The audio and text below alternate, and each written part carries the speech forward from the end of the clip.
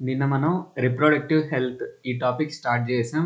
ఈ క్వశ్చన్స్ ఇక్కడ ఏవైతే ఇచ్చారో వాటి గురించి డిస్కస్ చేసుకుందాం కాసేపు. అండ్ నెక్స్ట్ కంటిన్యూ చేసుకుందాం. As we have seen the process of sexual maturation is gradual and takes place while general body growth is still going on. మనం నిన్న డిస్కస్ చేసుకున్నట్టు సెక్షువల్ మెచ్యురేషన్ అనేది సడన్గా ఒక రోజులో మెచ్యూర్ అయిపోవటం ఇట్లా ఏమి ఉండదు. చిన్నగా గ్రాడ్యువల్ గ్రోత్ అనేది ఉంటుంది. ఓకేనా? కానీ జనరల్‌గా మనం ఏమనుకుంటూ ఉంటాం, అమ్మాయిలు అనుకోండి, ఒకరోజు సడన్‌గా పెయిన్ అనేది వచ్చేస్తది, బ్లీడింగ్ జరుగుతది. అప్పుడు మెచ్యూర్ అయిపోయారని చెప్పేసి అనుకుంటూ ఉంటారు. బట్ ఒక్క రోజులో మెచ్యూర్ అయిపోతాం అనేది కాదు. అది జస్ట్ సెక్షువల్ మెచ్యురేషన్‌లో ఒక పార్ట్ అనేది సడన్‌గా ఒకరోజు జరుగుతుంది. అట్లా గ్రాడ్యువల్‌గా సెక్షువల్ మెచ్యురేషన్ అనేది జరుగుతూ ఉంటుంది. అంటే కంటిన్యూయస్‌గా జరుగుతూ ఉంటుంది. ఏదో సడన్‌గా జరిగే విషయం కాదు అనేది మనం అర్థం చేసుకోవాలి. బాడీ గ్రో అయ్యే కొంది ఆ సెక్షువల్ మెచ్యురేషన్ అనేది చిన్నగా జరుగుతూ ఉంటుంది. Therefore, some degree of sexual maturation does not necessarily mean that body or mind is ready for sexual acts. Some level of sexual maturation అంటే జస్ట్ ఏదో అబ్బాయికి ఒక 12 ఇయర్స్‌కి మీసాలు వచ్చేసినాయనో, లేకపోతే అమ్మాయి మెచ్యూర్ అయిపోయిందనో, సెక్షువల్ యాక్ట్‌కి వాళ్ళు రెడీ అని చెప్పేసి మనం చెప్పలేము. చెప్పకూడదు కూడా. ఓకేనా? So, only some part of sexual మెచ్యురేషన్‌ని మనం దృష్టిలో పెట్టుకొని వీళ్ళు సెక్షువల్ యాక్ట్‌కి రెడీ అని చెప్పేసి మనం ఫిక్స్ చేయలేము. ఫిక్స్ చేయకూడదు. ఇంకా చాలా గ్రాడ్యువల్‌గా చాలా ప్రాసెస్ అనేది ఉంటుంది. ఇంకా చాలా రకాలుగా బాడీ అనేది డెవలప్ అవ్వాల్సి ఉంటుంది. ఓకేనా? Further it is not fit for having and bringing up children. And తక్కువ వయసులో పిల్లల్ని కనటం, వాళ్ళని పెంచటం అంత ఈజీ కాదు, అంత గుడ్ కాదు కూడా. ఓకేనా? కొంచెం ప్రాబ్లమాటిక్‌గా ఉంటుంది ఆ విషయం అనేది. How do we decide whether the body and mind are ready for major responsibility? మరి ఇట్లా అంటున్నారు, సెక్షువల్ మెచ్యురేషన్ అనేది గ్రాడ్యువల్‌గా ఉంటది అంటున్నారు. చిన్నగా బాడీ అనేది గ్రో అవుతుంది. ఆ సెక్షువల్ ఆర్గన్స్ కూడా చిన్నగా గ్రో అవుతాయి. ఫీమేల్స్‌లో అయితే బర్త్ ఇవ్వటానికి జస్ట్ ఎగ్స్ రిలీజ్ చేయగలిగితే చాలదు. ఒక ఫీమేల్ పర్సన్ ఎగ్స్ రిలీజ్ చేయగలిగితే చాలదు. ఇంకా చాలా తన బాడీ రెడీగా ఉండాలి. ఓకేనా? ప్యూబిక్ బోన్స్ అంటాం. ఇవన్నీ చాలా రెడీగా ఉండాలి. ఈ ఏరియాలో ఉండే బోన్స్ అన్ని చాలా స్ట్రాంగ్‌గా ఉండాలి బర్త్ ఇవ్వడానికి. సో, ఎప్పుడు ఇవన్నీ జరుగుతాయి? ఎప్పుడు మైండ్, బాడీ రెడీగా ఉంటాయి అని చెప్పేసి అడుగుతున్నారు. All of us are under many different kinds of pressures about these issues. ఈ ఇష్యూస్ గురించి చాలా ప్రెషర్స్ ఫేస్ చేస్తూ ఉంటాం ఈ ఏజ్‌లో మనం. ఓకేనా? There may be pressure from our friends for participating in many activities whether we really want it or not. Peer pressure అనేది ఉంటుంది. ఈ విషయంలో అనే కాదు, ఏ విషయంలో అయినా. ఫర్ ఎగ్జాంపుల్, మనకి ఇష్టం లేని పని లేకపోతే మనం అది కన్‌ఫ్యూజ్ అవుతున్న పనిని కొంతమంది మన చుట్టూ ఉండేవాళ్ళు ఏం చేస్తారంటే అది చేసేయమని చెప్తారు. ఓకేనా? కొంతమంది పిల్లలకి డ్రగ్స్ అంటే ఏంటో తెలీదు. యాక్చువల్‌గా 10థ్ క్లాస్ ఏజ్ కొంతమందికి తెలీదు.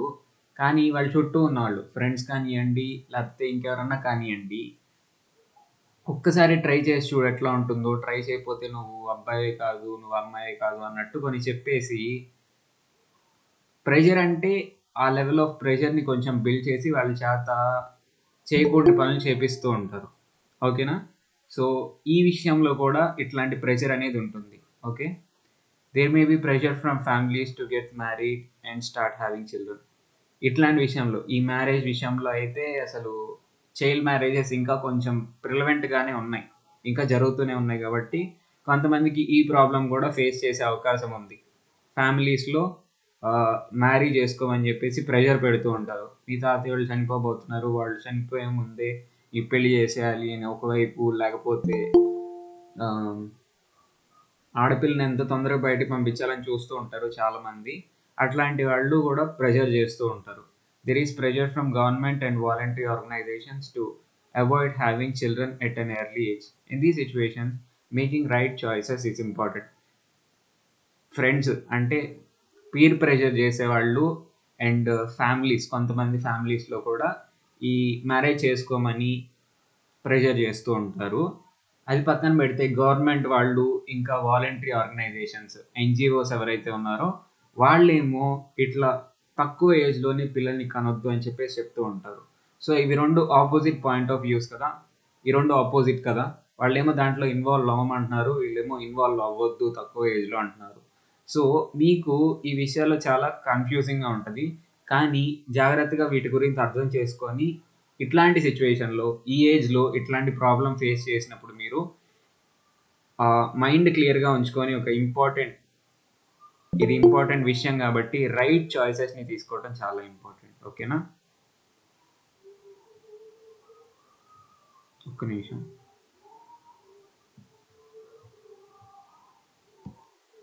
In the lesson, Why Do We Fall Ill? We learned that diseases can be transmitted from person to person in variety of ways.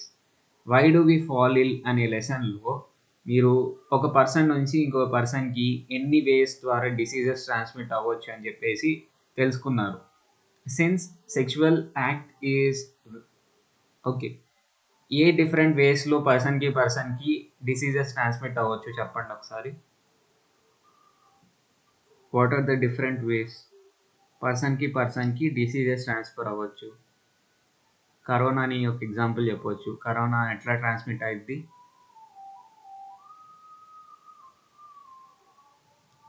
ఉన్నారా ఎవరన్నా క్లాస్లో?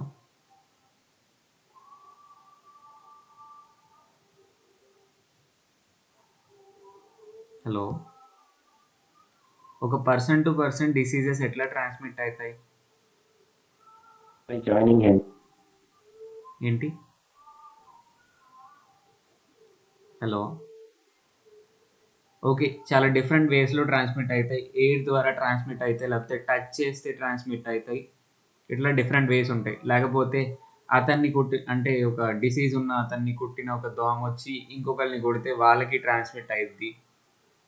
ఓకే, ఇట్లా చాలా డిఫరెంట్ వేస్ ఉంటాయి. ఓకేనా, ఆ డిఫరెంట్ వేస్లో ఇది కూడా ఒకటి. Since the sexual act is a very relation between the bodies, it is not surprising that many diseases can be sexually transmitted.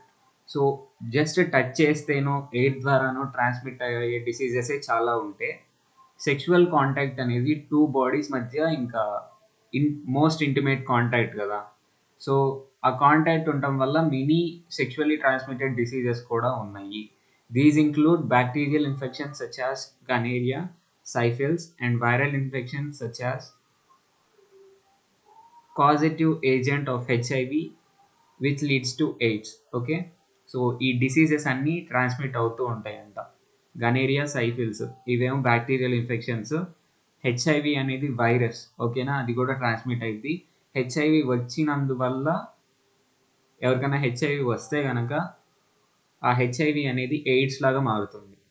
Acquired immunodeficiency syndrome అంటే ఇమ్యూనిటీ అంతా దెబ్బతినిపోతుంది బాడీలోది, చాలా డిసీజెస్ వస్తాయి.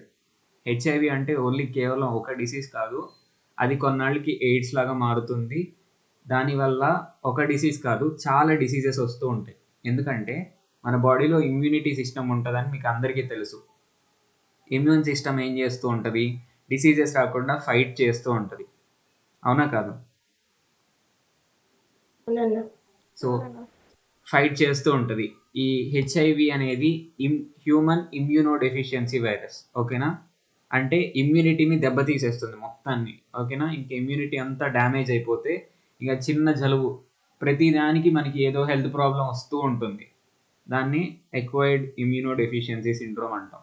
హెచ్ఐవి వల్ల ఎయిడ్స్ వస్తుంది. ఇది ఫుల్ ఫామ్స్ గుర్తుపెట్టుకోండి. HIV అంటే ఏంటి చెప్పండి? Human immunodeficiency virus. AIDS అంటే full form Acquired immunodeficiency syndrome. ఇది గుర్తుపెట్టుకోండి ఒకసారి. నెక్స్ట్ ఇది ఒక వ్యాక్సిన్కి ఇమ్యూనిటీకి రిలేషన్ ఏంటి చెప్పండి? రిలేషన్ ఏంటి? ఇప్పుడు కరోనా వ్యాక్సిన్ చేస్తున్నారు కదా, మీరు ఎవరన్నా కరోనా వ్యాక్సిన్ చేయించుకున్నారా?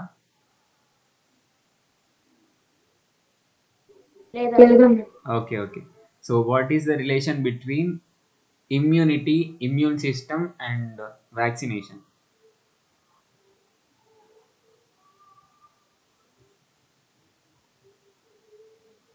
తెలుసా తెలీదా? ఎవరికి తెలీదా?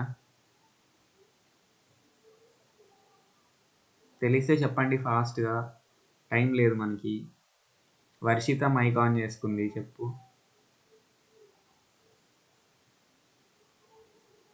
ఎవరికీ తెలీదా? ఏం లేదు. ఇమ్యూన్ సిస్టమ్ ఏం చేస్తది? ఏదన్నా వైరస్ గానీ, బ్యాక్టీరియా గానీ మన బాడీలోకి ఎంటర్ అయితే ఏదన్నా వైరస్ కానీ, బ్యాక్టీరియా గానీ మన బాడీలోకి ఎంటర్ అయితే ఆ బ్యాక్టీరియాని, వైరస్‌ని చంపేస్తది ఇమ్యూన్ సిస్టమ్. దానివల్ల మనకేం రోగాలు రాకుండా ఉంటాయి. సో, వీళ్ళేం చేస్తారంటే కొన్ని డేంజరస్ డిసీజెస్ ఉంటాయి. ఆ బ్యాక్టీరియా అండ్ వైరస్ మన బాడీలోకి ఎంటర్ అయితే గనక మన బాడీ ఇంకా వాటిని తట్టుకోలేదు. చాలా డిసీజెస్ ఉంటాయి అట్లా. తట్టుకోలేకుండా మనకి చాలా హెల్త్ ప్రాబ్లమ్స్ డిసీజ్ అనేది వచ్చేస్తుంది వెంటనే. మన ఇమ్యూన్ సిస్టమ్ వాటిని తట్టుకోలేదు. సో, వీళ్ళేం చేస్తారంటే అసలు డిసీజ్ పెరగటానికి మెయిన్ రీజన్ ఏంటి? ఆ వైరస్, బ్యాక్టీరియా అనేది ఒక 2 బ్యాక్టీరియాలు వచ్చినాయనుకో బాడీలోకి పెద్ద ప్రాబ్లమ్ ఏం కాదు. ఆ 2 మాత్రమే బాడీలో ఉంటే పెద్ద ప్రాబ్లమ్ ఏం కాదు. ఎందుకంటే మన బాడీలో లక్షల, కోట్ల బ్యాక్టీరియా అనేది ఉంటుంది ఇప్పుడు గూడా. బట్ అసలు డిసీజ్ అనేది ఎందుకొస్తుందంటే, ఒక్క బ్యాక్టీరియా ఎంటర్ అయినా గూడా బ్యాక్టీరియా దేని ద్వారా రిప్రొడ్యూస్ చేస్తది చెప్పండి? బ్యాక్టీరియా దేని ద్వారా రిప్రొడ్యూస్ చేస్తది? ఫిజన్ ద్వారా రిప్రొడ్యూస్ చేస్తది. అంటే ఒక బ్యాక్టీరియా 2 అయిద్ది, 2 బ్యాక్టీరియాలు 4 అయితాయి, 4 ఎన్ని అయితాయి?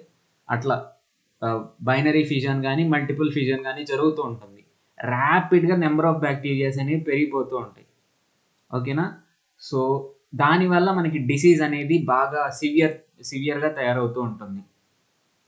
అలా కాకుండా వ్యాక్సినేషన్ విషయంలో ఏం చేస్తారు అంటే, రిప్రొడ్యూస్ చేసే ఎబిలిటీ లేని బ్యాక్టీరియాని, రిప్రొడ్యూస్ చేసే ఎబిలిటీని తీసేస్తారు ఎట్లనో, అట్లాంటి బ్యాక్టీరియాని కొన్నిటిని బాడీలోకి పంపిస్తారు. ఇప్పుడేమైద్ది ఆ బ్యాక్టీరియా వల్ల మనకు కొంచెం ప్రాబ్లమే, కానీ సివియర్ కాదు. అవి కొత్త బ్యాక్టీరియాని రిప్రొడ్యూస్ చేయలేవు, డిసీజ్‌ని సివియారిటీ పెంచలేవు. సో, కొన్ని బ్యాక్టీరియా ఫ్యూ నంబర్ ఆఫ్ బ్యాక్టీరియాని బాడీలోకి ఎంటర్ చేస్తారు. అప్పుడేం చేస్తదంటే మన ఇమ్యూన్ సిస్టమ్ వాటితో ఫైట్ చేయడం నేర్చుకునిద్ది. ఓకేనా? అప్పుడు ఆ ఇమ్యూనిటీ అనేది ఇంక పెరిగిపోయిద్ది మనకి.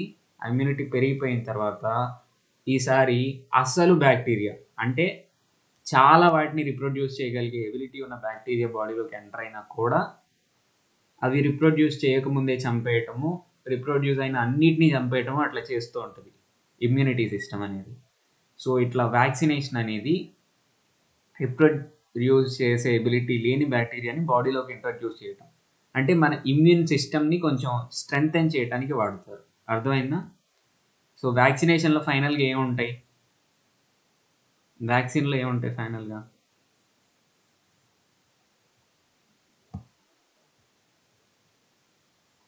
అర్థం కాలేదా చెప్పింది? Week bacteria. వీక్ బ్యాక్టీరియా ఉంటాయి. అంటే రిప్రొడ్యూస్ చేసే ఎబిలిటీ లేని బ్యాక్టీరియా లేదా వైరస్ ఇవి ఉంటాయి. జనరల్‌గా చెప్తా. ఓకేనా? How HIV is transmitted. హెచ్ఐవికి వ్యాక్సిన్ లేదు. అది గుర్తుపెట్టుకోండి. హెచ్ఐవికి వ్యాక్సిన్ లేదు. మెడిసిన్ కూడా లేదు maximum. These disease only starting స్టేజెస్‌లోనే క్యూర్ చేసే ఎబిలిటీ ఉంది. బట్ స్టార్టింగ్‌లో దీన్ని ఐడెంటిఫై చేయడం చాలా కష్టము. సో, స్టేజ్ ప్రోగ్రెస్ అయ్యే కొద్దీ చాలా కష్టం ఇంక ట్రీట్ చేయడం అనేది. These diseases spread by unsafe sexual contacts using infected devices, infected blood transfusion from an infected mother to child. So, HIV ఎట్లా ట్రాన్స్మిట్ అయ్యిద్ది? ఇది చాలా జాగ్రత్తగా గుర్తుపెట్టుకోండి. ఫస్ట్‌ది ఏంటిది? మేజర్ థింగ్ అందరికీ తెలిసిందే. Unsafe sexual contacts. సేఫ్ కాని సెక్షువల్ కాంటాక్ట్స్ ఎప్పుడైతే ఉంటాయో దానివల్ల కూడా హెచ్ఐవి ట్రాన్స్మిట్ అయ్యే అవకాశం చాలా ఎక్కువగా ఉంది. నెక్స్ట్‌ది ఇన్ఫెక్టెడ్ డివైజెస్‌ని వాడటం వల్ల ఓకేనా? హెచ్ఐవి ట్రాన్స్మిట్ అయ్యే అవకాశం ఉంది. ఇన్ఫెక్టెడ్ డివైజెస్ అంటే ఏంటి? ఒక ఎగ్జాంపుల్ చెప్పండి మీకు తెలుసా? దీని గురించి ఏం తెలీదా మీకు? సూపర్. సిరంజెస్ ఒక ఇన్ఫెక్టెడ్ పర్సన్‌కి ఇంజెక్షన్ చేసేసి అదే సిరంజ్ని వేరే వాళ్ళకి వాడారు అంటే వాళ్ళకి ఈజీగా హెచ్ఐవి వచ్చేస్తుంది. సో మెడికల్ ప్రొఫెషనల్స్ ఎవరైతే ఉన్నారో అవ్వాలనుకునే వాళ్ళు చాలా కేర్ఫుల్గా ఉండాలి. ఇట్లాంటి విషయాల్లో చాలా శ్రద్ధగా ఉండాలి.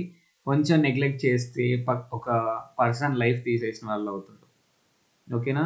ఇట్లాంటి విషయాల్లో చాలా కేర్ఫుల్గా ఉండాలి. మీరు డాక్టర్ దగ్గరికి వెళ్ళేటప్పుడు కూడా మీ రెస్పాన్సిబిలిటీ ఏంటి అంటే వాళ్ళు కొత్త సిరంజ్ ఓపెన్ చేసి వాడుతున్నారా లేకపోతే ఏదన్నా వాడుతున్నారా అనేది మీరు చెక్ చేసుకుంటూ ఉండండి. మిమ్మల్ని మీరు ప్రొటెక్ట్ చేసుకోండి. ఓకేనా?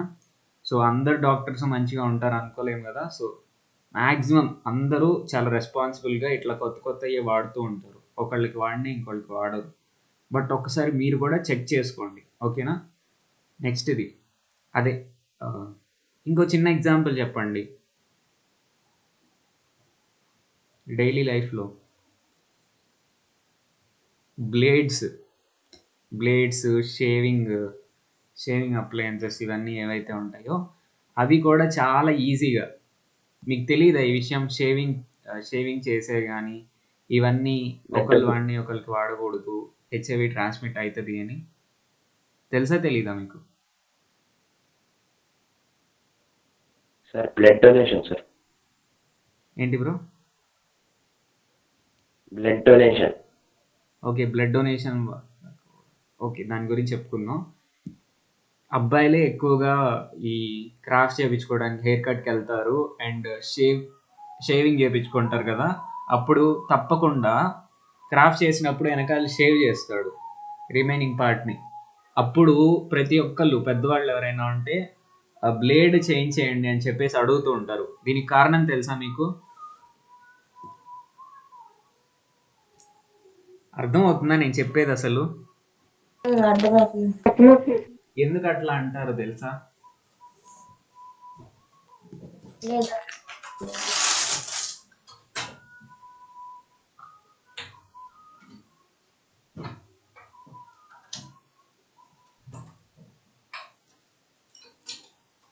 దేనికి అట్లా అంటారు అంటే ఆ షేవింగ్ చేసేటప్పుడు వాడే బ్లేడ్స్ కానీ చిన్న చిన్న కట్స్ని ఫామ్ చేస్తాయి.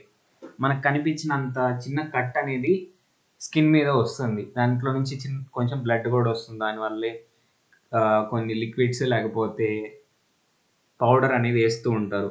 ఆ బ్లడ్ వచ్చినప్పుడు ఆ బ్లడ్ ఇన్ఫెక్టెడ్ పర్సన్ అనుకోండి, అదే బ్లేడ్ని వేరే వాళ్ళకి వాడారు అనుకోండి, వాళ్ళకి కట్ వచ్చింది అనుకోండి, ఈజీగా హెచ్ఐవి వైరస్ అనేది నెక్స్ట్ పర్సన్లోకి వెళ్ళిపోయి వాళ్ళని కూడా ఇన్ఫెక్ట్ చేసే అవకాశం ఉంది. సో చాలా చిన్న తప్పు. ఓకేనా? మీరు అన్సేఫ్ సెక్షువల్ కాంటాక్ట్ ఏమీ లేకపోయినా మీకు ఇదేంటి జస్ట్ బార్బర్ షాప్లో ఒక చిన్న బ్లేడ్ మీరు జాగ్రత్తగా వాళ్ళని మార్చేటట్టు వాళ్ళు మారుస్తున్నారో లేదో చూసుకోపోతే కూడా వచ్చే అవకాశం ఉంది. సో ఈ విషయాలు, ఈ సిరంజెస్ అయితే కొంచెం డాక్టర్స్ రెస్పాన్సిబుల్గా ఉంటారు. బట్ కొంతమంది బార్బర్స్కి వాళ్ళు అన్ఎడ్యుకేటెడ్, కొన్ని ఏరియాస్లో అంత ఎడ్యుకేటెడ్గా ఉండరు. కాబట్టి మీరే జాగ్రత్తగా చెక్ చేసుకుంటూ ఉండాలి కొత్త బ్లేడ్ యూజ్ చేస్తున్నారా లేదా. నెక్స్ట్ది, మీరు హాస్టల్స్లో ఉంటారు, చాలా డిఫరెంట్ థింగ్స్ షేర్ చేసుకుంటూ ఉంటారు. బట్ ఏవి షేర్ చేసుకోవాలి ఏవి షేర్ చేసుకోకూడదు అనేది జాగ్రత్తగా గుర్తుపెట్టుకోండి. ఓకేనా? ఇట్లాంటి ప్రాబ్లం రాదా సార్? ఏంటి బ్రో? ట్రిమ్మర్స్ యాక్చువల్గా ట్రిమ్మర్స్ కూడా వాడకూడదు అంటారు. ట్రిమ్మర్ అంటే ఏంటి అంటే కట్స్ అనేవి ఫామ్ అవ్వవు. మ్యాక్సిమం ట్రిమ్మర్స్లో కట్స్ అనేవి ఫామ్ అయ్యే అవకాశం ఉంటే మాత్రం వాడకూడదు. ఇది జాగ్రత్త గుర్తుపెట్టుకోండి. ట్రిమ్మర్ అనేది ఒక 1000 రూపీస్ ఉంటుంది. ఆ 1000 రూపీస్ ఏదో మీరు కొనుక్కొని ఇంట్లోనే చేసుకోండి, చాలా ఈజీ. ఓకే? దానికోసం బార్బర్ షాప్కి వెళ్తే బార్బర్ షాప్లో అందరికీ అదే వాడుతూ ఉంటారు. ఓకేనా? అంత సేఫ్ కాదు. అంటే ఈ బ్లేడ్ అంత డేంజరస్ కాదు, అలాగని అంత సేఫ్ కూడా కాదు. ఓకేనా? కొన్ని ట్రిమ్మర్స్ అయితే కట్ చేస్తాయి, కొంతమంది కట్స్ కూడా వస్తాయి. ఓకే? ఇప్పుడు హెయిర్ కట్ చేయించుకున్నారు అనుకోండి, హెయిర్ కట్ వల్ల కట్స్ ఏమి రావు. కాకపోతే ఆ ట్రిమ్మర్తో షేవ్ చేసుకుంటే అర్థమవుతుందా? షేవ్ చేసుకున్నప్పుడు స్కిన్కి కాంటాక్ట్ దగ్గరగా ఉంటుంది, అప్పుడు కట్ వచ్చే అవకాశం ఉంది. కానీ హెయిర్ కట్ చేయించుకుంటున్నారు అనుకోండి ట్రిమ్మర్తో, వాడు ఒక స్టెప్ ఏదో పెడతాడు, అడ్డం పెడతాడు కదా, 12 సెంటీమీటర్స్ అని ఇట్లా అడ్డం పెడతాడు. అట్లా పెట్టినప్పుడు ప్రాబ్లం రాదు, ఎందుకంటే బ్లేడ్ అసలు ఆ మెటల్ పార్టే మనకి టచ్ అవ్వదు, ఓన్లీ ఇది టచ్ అవుతుంది, ప్లాస్టిక్ పార్ట్ టచ్ అవుతుంది. పైన హెయిర్ కట్ అవుతుంది కాబట్టి ట్రిమ్మర్తో హెయిర్ కట్ వల్ల ప్రాబ్లం ఉండదు. బట్ షేవింగ్కి ఎవరు అంతగా ఆలోచించరు. బట్ 1000 రూపీస్ ఉంటుంది, మీరే కొనుక్కొని ఇంట్లో చేసుకోండి. ఓకేనా? నెక్స్ట్ ఇది బ్లడ్ గురించి అడిగారు. బ్లడ్ ట్రాన్స్ఫ్యూజన్ వల్ల కూడా ఇన్ఫెక్టెడ్ బ్లడ్ ట్రాన్స్ఫ్యూజన్ అంటే ఇన్ఫెక్టెడ్ పర్సన్ బ్లడ్ కనుక ఏ విధంగా అయినా నాట్ ఇన్ఫెక్టెడ్ పర్సన్కి ఎక్కిచ్చారు అంటే ఈజీగా హెచ్ఐవి వచ్చేస్తుంది. సో అందుకని బ్లడ్ డొనేషన్ అప్పుడు ప్రతి ఒక్కరికి టెస్ట్ చేయలేరు కదా హెచ్ఐవి. సో బ్లడ్ డొనేషన్ అప్పుడు బ్లడ్ తీసుకుంటారు, వాటిని డిఫరెంట్ లెవెల్స్ ఆఫ్ టెస్ట్లు చేస్తారు. ఈ హెచ్ఐవి అండ్ డిఫరెంట్ డిసీజెస్ అన్నిటికీ టెస్ట్ చేసిన తర్వాతే వాళ్ళు స్టోర్ చేసుకొని ఇంకో పేషెంట్కి ఇస్తారు. సో మీరు బ్లడ్ బ్యాంక్లో కొన్న బ్లడ్ మోస్ట్లీ ఇంకా ఛాన్సే లేదు, 99.999% ఇన్ఫెక్టెడ్ కాదు. ఎందుకంటే అన్ని టెస్టులు, ఒక టెస్ట్ కాదు చాలా టెస్టుల తర్వాత రన్ అయిన తర్వాతే అది ఫైనల్గా వస్తుంది, స్టోర్ అవుతుంది. ఓకేనా? From an infected mother to child, పెద్ద ప్రాబ్లం చూడండి. మదర్కి కనుక హెచ్ఐవి ఉంటే చైల్డ్కి వచ్చే అవకాశం ఉంది. బట్ దీన్ని ప్రివెంట్ చేయొచ్చు. సో ప్రెగ్నెన్సీ కావాలనుకునే ముందు ఒకసారి డాక్టర్ని కన్సల్ట్ చేయడం చాలా ఇంపార్టెంట్, గుర్తుపెట్టుకోండి బాగా. ఓకేనా? ఇన్ఫెక్టెడ్ మదర్ ఎవరైతే ఉన్నారో వాళ్ళ నుంచి బేబీకి వచ్చే అవకాశం ఉంది. కాబట్టి ప్రెగ్నెన్సీ కావాలనుకునే ముందు ఒకసారి డాక్టర్ని కాంటాక్ట్ చేయడం చాలా ముఖ్యం. ఇది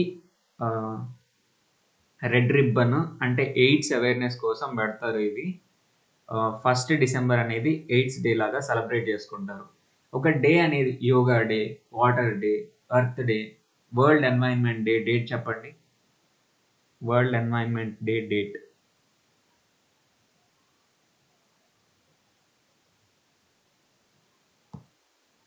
June 5th కదా? మీకు ఎవరికి తెలీదా? ఏంటి ఈరోజు అసలు ఎవరు మాట్లాడట్లేదు? June 5th bro? ఎస్ అన్న. మీలో చాలా మంది కలెక్టర్స్ ఉండాలి, ఎవరు రెస్పాండ్ అవ్వలేదు ఆన్సర్కి. ఓకే,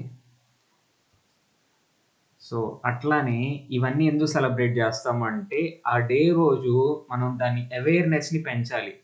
ఇప్పుడు స్కూల్లో ఈరోజు వరల్డ్ ఎన్వైరన్మెంట్ డే అని చెప్తారు. చెప్పిన రోజు ఏం చేస్తారు అంటే ఎన్వైరన్మెంట్ గురించి చాలా విషయాలు చెప్పాలి స్కూల్లో పిల్లలకి. అట్లానే December 1 ఎయిడ్స్ డే అన్నప్పుడు పిల్లలందరికీ ఈ విషయాలు, పిల్లలనే కాదు ఎవరికైనా పీపుల్ అందరికీ అవేర్నెస్ అనేది పెంచాలి. అందుకని ఒక డేని ఫిక్స్డ్గా ఇది ఈ రోజు అని చెప్పేసి మనం పెట్టుకుంటూ ఉంటాం దాని అవేర్నెస్ని పెంచడానికి. సో 1 డిసెంబర్ని ఎయిడ్స్ డే లాగా చెప్తారు. దాంట్లో ఎయిడ్స్ గురించి, హెచ్ఐవి గురించి అవేర్నెస్ని పెంచుతూ ఉంటారు. So it is very sad to say both Andhra Pradesh and Telangana state have the highest number of HIV positive patients in the country. చాలా బాధాకరమైన విషయం కదా. సో ఆంధ్రప్రదేశ్ అండ్ తెలంగాణలో మన కంట్రీలోనే highest number of HIV positive patients ఉన్నారంట. మీకు clarity వచ్చిందా? పాజిటివ్, ఇప్పుడు కరోనా టెస్ట్ చేసుకుంటే పాజిటివ్ అంటే ఏంటి, నెగిటివ్ అంటే ఏంటి, క్లారిటీ వచ్చిందా మీకు? పాజిటివ్ అంటే ఏంటి? ఏంటి కరోనా పాజిటివ్ అంటే ఏంటి?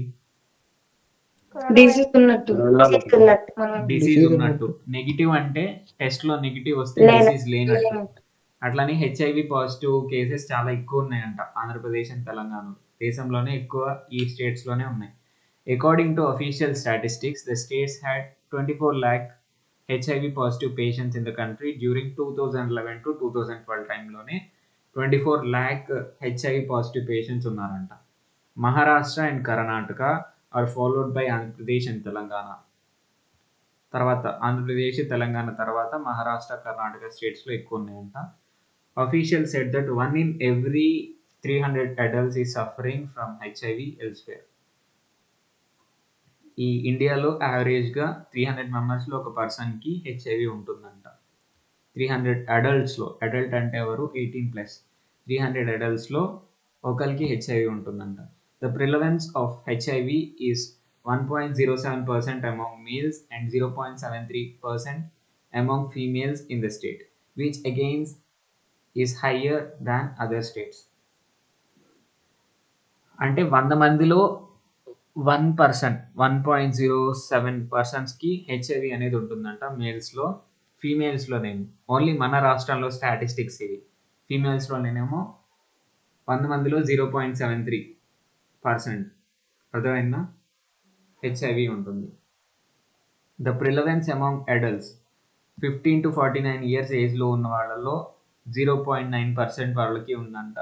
అండ్ ప్రెగ్నెంట్ ఉమెన్లో 1.22% వాళ్ళకి ఉంది. In Andhra Pradesh and Telangana statistics ఇవి.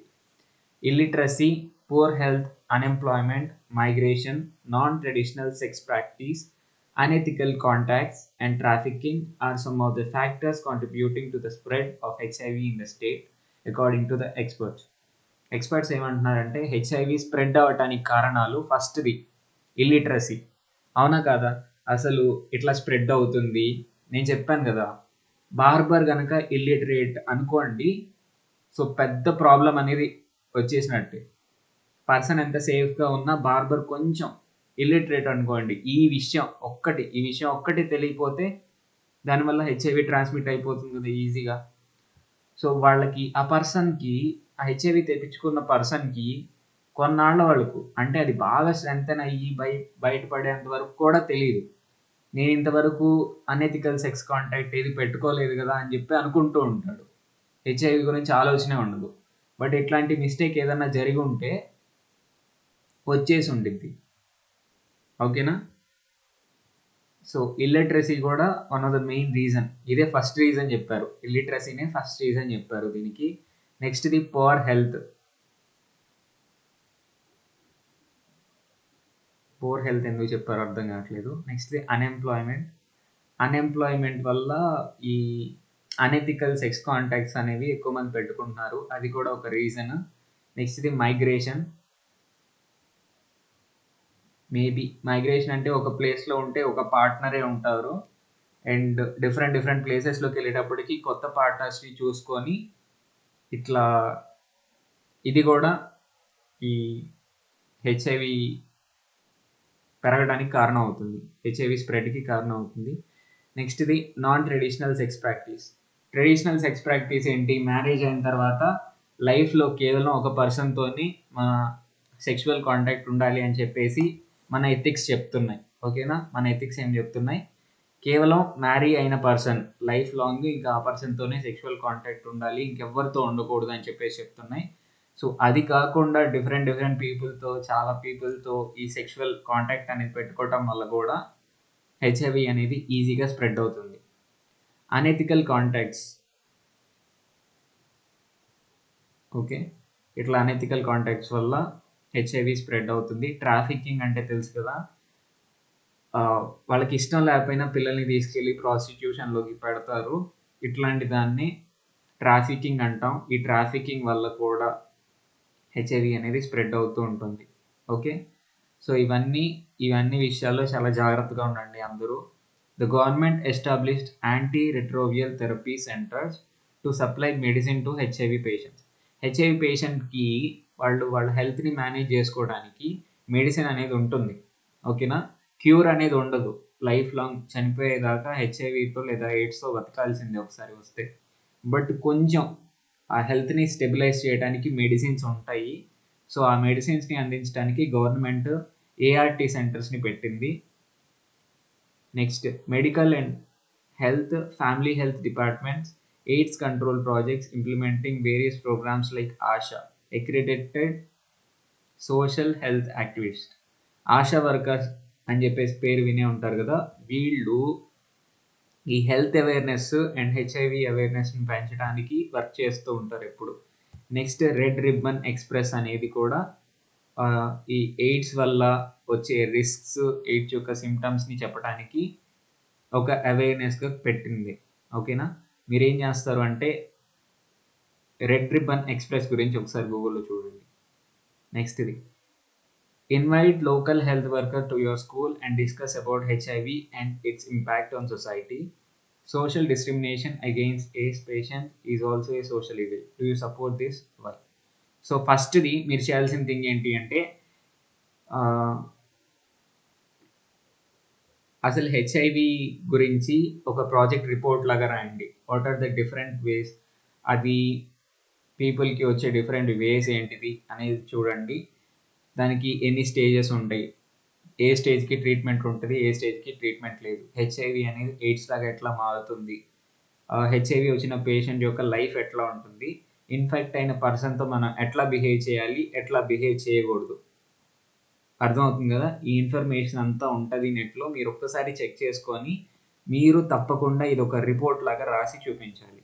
ఓకే, ఇది చాలా ఇంపార్టెంట్. కేవలం మన చదువు కోసమే కాదు, మా లైఫ్కి కూడా చాలా ఇంపార్టెంట్. ఇవన్నీ తెలిసి ఉండాలి. నేను కూడా మీకు ఒక వీడియో చేసి పెడతాను. ఓకేనా? So social discrimination against AIDS patients is also a social evil. ఇప్పుడు ఎయిడ్స్ పేషెంట్ ఉన్నారంటే వాళ్ళని అదో రకంగా చూస్తూ ఉంటారు. ఇది కూడా ఒక సోషల్ ఈవిలే. సో ఎయిడ్స్ పేషెంట్ని డిస్క్రిమినేట్ చేసి చూడటం కరెక్టా కాదా మీరు చెప్పండి. మీరు ఇప్పుడు కరెక్ట్ కాదు చదువుకున్నారు, సార్, కరెక్ట్ కాదు. రీజన్ చెప్పండి ఒకసారి.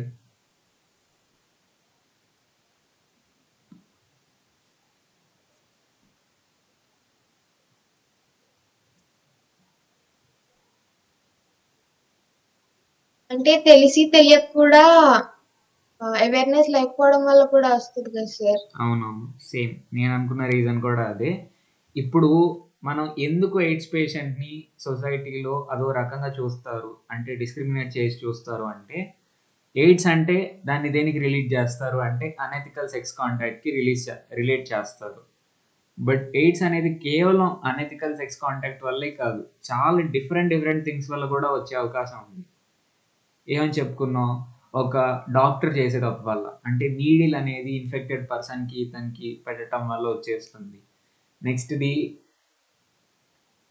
ఇదేంటి, ఆఖరికి బార్బర్ షాప్లో బ్లేడ్స్ వాడినా కూడా వచ్చేస్తుంది, ఇన్ఫెక్టెడ్ బ్లేడ్స్ వాడినా వచ్చేస్తుంది. అండ్ చాలా చిన్న విషయాలకే ఈజీగా వచ్చేస్తుంది, అది పేషెంట్కి తెలియకుండా కూడా వచ్చేస్తుంది.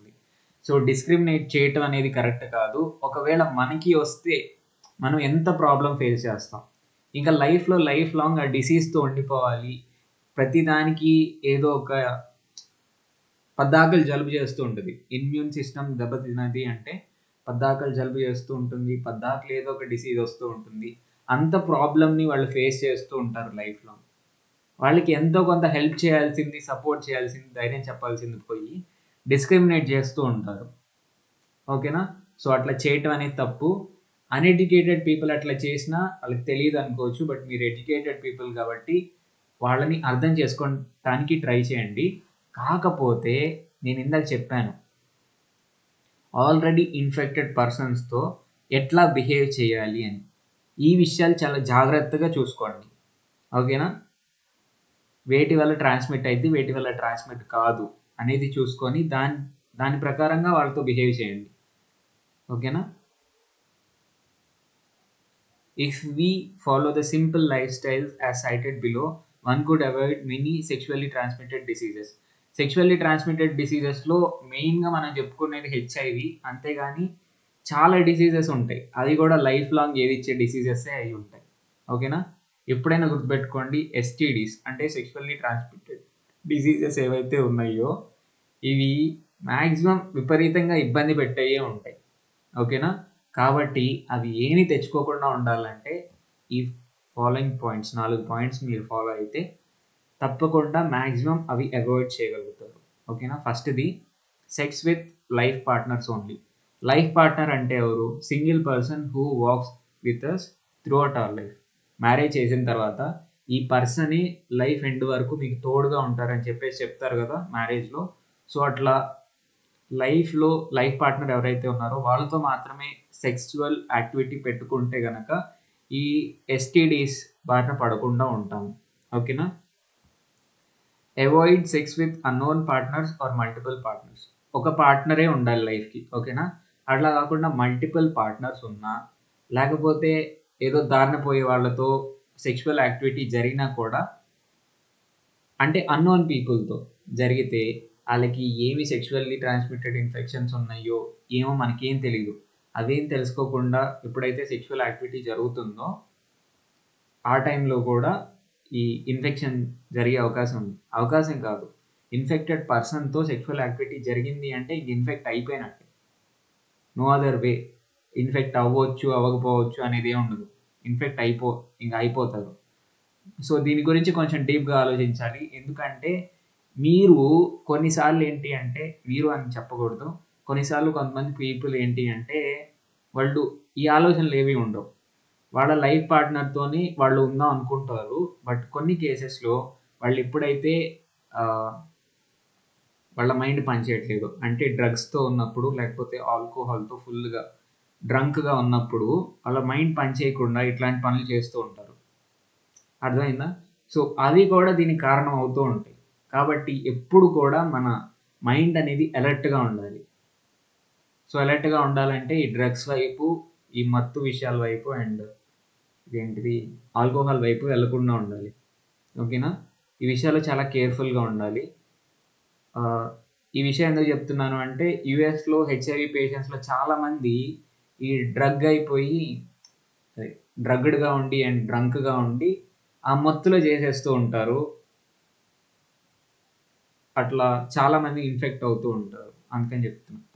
థర్డ్ పాయింట్ ఏంటి అంటే follow ethical and healthy life practices because contraceptives always cannot prevent STDs. ఇవన్నీ కాదు, అన్నోన్ పార్ట్నర్స్తో కూడా మేము సెక్షువల్ యాక్టివిటీ చేస్తాము, బట్ కాంట్రాసెప్టివ్స్ అంటే కాండమ్స్ అండ్ డిఫరెంట్ థింగ్స్ మేము వాడతాము, మాకు ఎస్టీడీస్ రాకుండా ఉంటాయి అని అనుకోవద్దు. ఎందుకంటే అవి కేవలం కొంతవరకే వాటి ఎఫిషియన్సీ.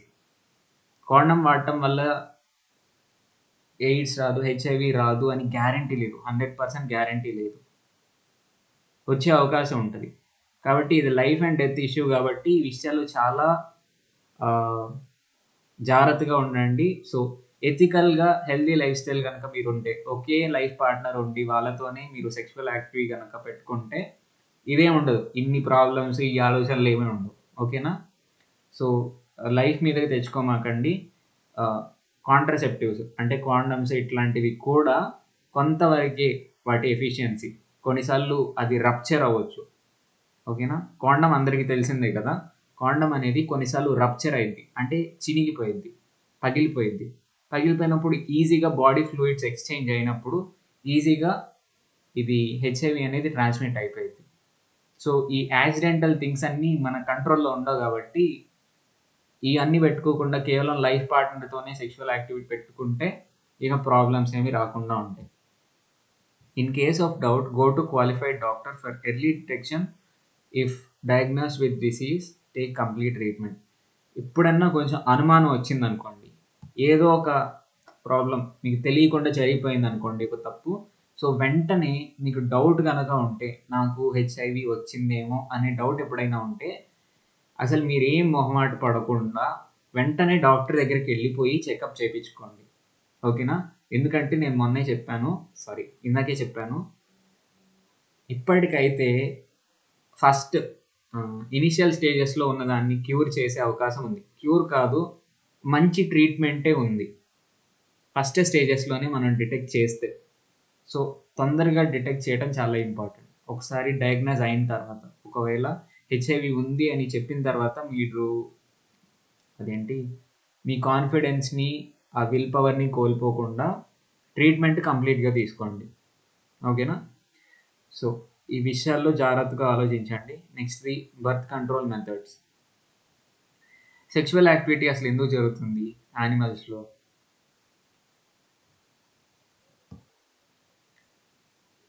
ఆఫ్స్ప్రింగ్స్ కోసం, ఆఫ్స్ప్రింగ్ కోసం జరుగుతుంది. కానీ ఇప్పుడు సెక్షువల్ యాక్టివిటీ జరిగినప్పుడల్లా ఆఫ్స్ప్రింగ్ పుడితే మన పాపులేషన్ పరిస్థితి ఏంటి, మన అర్త్ పరిస్థితి ఏంటి, ఎన్విరాన్మెంట్ పరిస్థితి ఏంటి ఒకసారి చెప్పండి. చాలా డేంజరస్ కదా.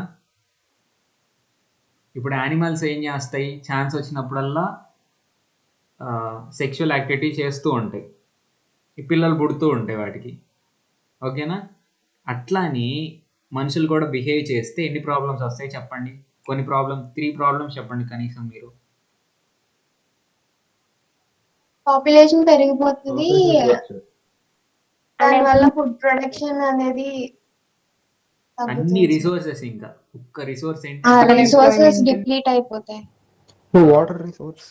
కాంపిటీషన్ పెరిగిపోయిద్ది, వాటర్ ఉండదు, ఫుడ్ ఉండదు సరిగ్గా, ల్యాండ్ కాంపిటీషన్ వస్తుంది, కాంపిటీషన్ విపరీతంగా పెరిగిపోయింది. సో పాపులేషన్ని కంట్రోల్లో ఉంచడం చాలా ఇంపార్టెంట్. కాబట్టి బర్త్ కంట్రోల్ మెథడ్స్ వాడటం చాలా ముఖ్యం. The sexual act always has potential to lead to pregnancy. So ఎప్పుడు సెక్షువల్ యాక్టివిటీ జరిగినా కూడా అది ప్రెగ్నెన్సీకి కారణం అయ్యే అవకాశం చాలా ఎక్కువ ఉంది.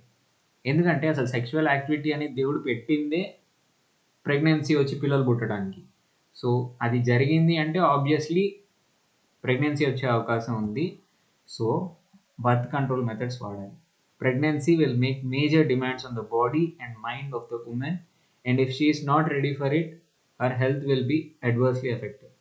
ప్రెగ్నెన్సీ అనేది ఎక్స్పీరియన్స్ చేసిన వాళ్ళకి తెలుస్తుంది, నాకైతే తెలీదు. బట్ బాడీ మీద కానీ మైండ్ మీద కానీ మేజర్ డిమాండ్స్ అనేవి పడుతూ ఉంటాయి. మైండ్ మీద ఏ విధంగా డిమాండ్ పడుతుంది అంటే, ఫస్ట్ బాడీ గురించి ఆలోచిద్దాం, తర్వాత మైండ్ గురించి ఆలోచిద్దాం. అప్పటి వరకు అమ్మాయి కనుక తక్కువ ఏజ్ అనుకోండి, ఆ అమ్మాయి ఎంత ఉంటుంది, వెయిట్ ఎంత ఉంటుంది, చాలా తక్కువ ఉంటుంది, మజిల్స్లో అంత స్ట్రెంగ్త్ కూడా ఉండదు. అట్లాంటిది బేబీ పుట్టే వెయిట్ ఎంత తెలుసా? Birth weight, average birth weight of human babies అని కొట్టండి ఒకసారి గూగుల్లో. ఎంతమ్మా? Average birth weight of human babies ఎంత? 2.5 to 3 kg.